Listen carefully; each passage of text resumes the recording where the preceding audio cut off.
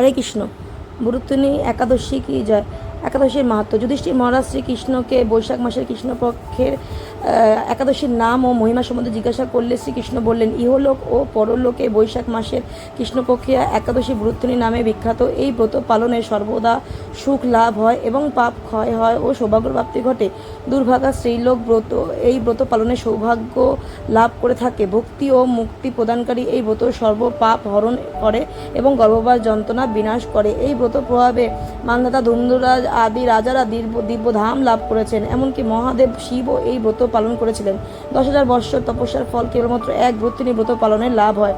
যে শ্রদ্ধাবান ব্যক্তি এই ব্রত পালন করেন তিনি ইহলোক ও পরলোকে সমস্ত প্রকার আকাঙ্ক্ষিত ফল লাভ করেন। অষ্টদান, গোদান, ভূমিদান এই সমস্ত দানের থেকে বিদ্যাদান শ্রেষ্ঠ, কিন্তু এই গুরুত্বনী ব্রত পালনে সেই বিদ্যাদানের সমস্ত ফল লাভ হয়ে থাকে।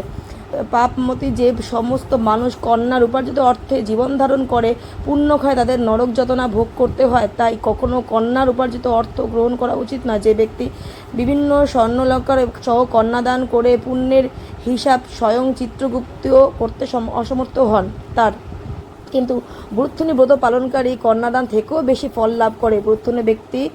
ব্রতকারী ব্যক্তি দশমীর দিন কাঁসার পাত্রে ভোজন, অনাদান 2 বার আহার ও মৈথুন পরিত্যাগ করবে। দ্রুত ক্রিয়া, নেশা দ্রব্য, দিবানিদ্রা, পরচর্চা এগুলো সব বর্জন করবে। কাঁসার পাত্রে ভোজন, মাংসাহার, মিথ্যাভাষণ এগুলো সব পরিত্যাগ করবে। বিধি অনুসারে গুরুত্বনী ব্রত পালন করলে সকল পাপ বিনাশ হয় এবং অশ্বমেধ যজ্ঞের ফল লাভ হয়।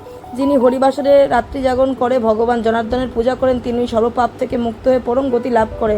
তাই সূর্যপুত্র যমরাজের যাতনা থেকে পরিত্রাণের জন্য পরম যত্নে এই একাদশীর ব্রত পালন করা কর্তব্য। গুরুত্বনী একাদশীর ব্রত কথা শ্রদ্ধাভাবে পাঠ বা শ্রবণ করলে সহস্র গোদানের ফল লাভ হয়, সর্বপাপ থেকে মুক্ত হয় এবং বিষ্ণুর লোকে গমন করে। হরে কৃষ্ণ।